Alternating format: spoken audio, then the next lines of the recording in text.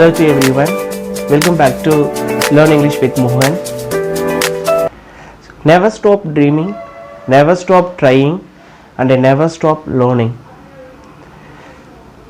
So லேர்னிங்கை எந்த சமயத்துலையுமே எப்பொழுதுமே நம்ம விட்டுடக்கூடாது.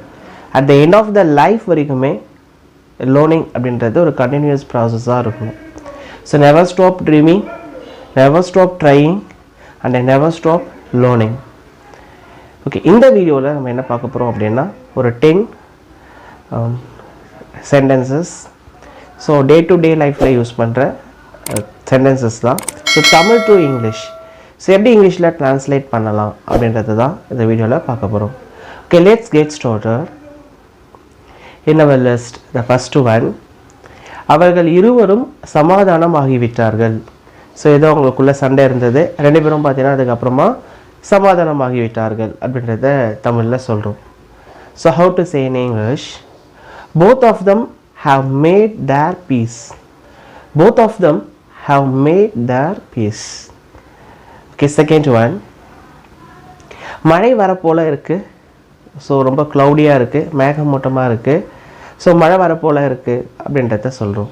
Okay, how to say in English? It looks like rain. It looks like rain. In our list, third one, நேற்று மழை கொட்டி தீர்த்தது. ஸோ நேற்று அளவுக்கு அதிகமான மழை அதிகமாக பெஞ்சது அப்படின்றத சொல்கிறோமா? நேற்று மழை கொட்டி தீர்த்தது. How to say in English? There was a downpour yesterday. There was a downpour yesterday. Okay, in our list, fourth one, சாப்பாட்டில் கொஞ்சம் உப்பு தூவு. இது எப்போ சொல்லுவோன்னா, ஃபுட்டெல்லாம் பண்ணிட்டு இருப்பாங்க, ஸோ பிளேட்டில் சர்வ் பண்ணிட்டு இருப்பாங்க. அப்போ டேஸ்ட் பண்ணும்போது பார்த்தோம் அப்படின்னா, ஸோ அங்கே வந்து லைட்டாக சால்ட் அப்படின்றது அந்த ஃபுட்டில் கம்மியாக இருக்கும். ஸோ அப்போ சொல்வோம் சாப்பாட்டில் கொஞ்சம் உப்பு தூவு அப்படின்னு. So how to say in English? Sprinkle some salt on the food. Sprinkle some salt on the food.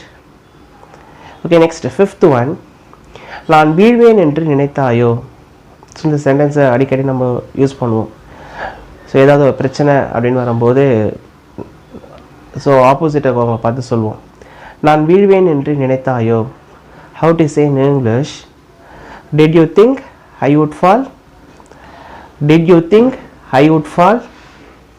The sixth one, so இதுவும் பார்த்தோன்னா ஃப்ரீக்வெண்ட்டாக யூஸ் பண்ணுற ஒரு சென்டென்ஸ் தான். எதற்கெடுத்தாலும் அழாதே. எதற்கெடுத்தாலும் அழாதே. How to say in English? Don't cry for each and everything. Don't cry for each and everything. Okay, don't cry அப்படின்னா அழாதே அப்படின்னு அர்த்தம். ஆனால் எதற்கெடுத்தாலும் அழாதே அப்படின்னு சொல்லும்போது don't cry for each and everything அப்படின்ற மாதிரி ஃப்ரேஸை ஆட் பண்ணிக்கலாம். ஓகே, செவன்த் ஒன், ஸோ ஃப்ரெண்ட்ஸ்குள்ளே அப்படின்னா பேசிப்போம், ஒரு கேஷுவலாக பேசிய ஒரு ஃப்ரேஸ், உண்மையாக இரு. உண்மையாக இரு. ஸோ நான் டீச்சர்ஸ் வந்து ஸ்டூடெண்ட்ஸ் கிட்ட பேசும்போது ஸோ நல்ல விஷயங்களை சொல்லும்போது சொல்கிற ஒரு ஒன் ஆஃப் த குவாலிட்டிஸ், உண்மையாக இரு. Be truthful. Be truthful. So eighth one, நான் செத்தாலும் உன்னை விடமாட்டேன். ஸோ ஏதாவது அங்கே ப்ராப்ளம்ஸ் இருக்கும்போது அந்த ப்ராப்ளமில் ஆப்போனண்ட்டை பார்த்து நம்ம சொல்கிற ஒரு விஷயந்தான், நான் செத்தாலும் உன்னை விடமாட்டேன். I won't leave you even if I die.